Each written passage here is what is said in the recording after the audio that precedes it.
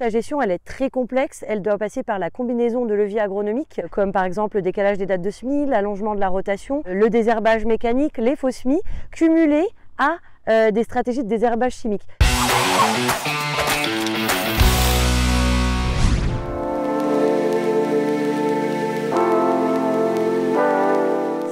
On est sur la Lorraine, une région bien spécifique de par nos types de sols, des sols relativement argileux, hydromorphes et par la climatologie également.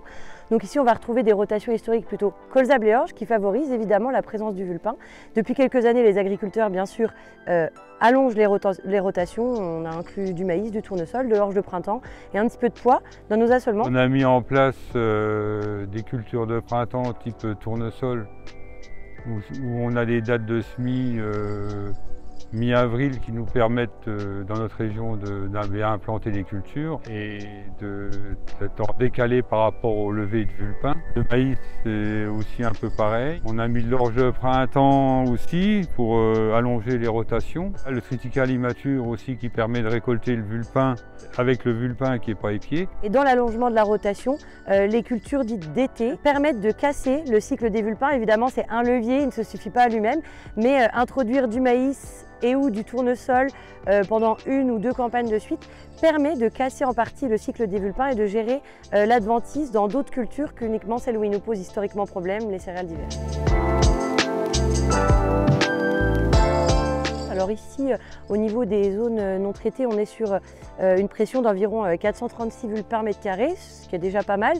On a des parcelles où on va bien au-delà, à plus de 1000 épis mètre carré, donc une adventice problématique car en forte pression. Historiquement, on était plutôt sur des semis de fin septembre.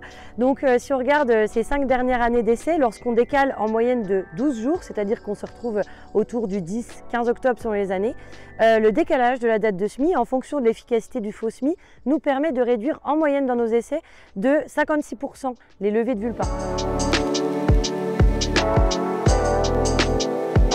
Les réponses sont très variables d'une année à l'autre, on va de 30% d'efficacité jusqu'à plus de 90% en fonction des dynamiques de levée de vulpin, de la réussite de la destruction en amont du semis. Pour la culture de blé, on a décalé les dates de semis.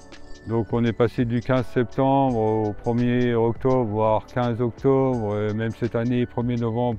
On a introduit les faux semis avant la culture.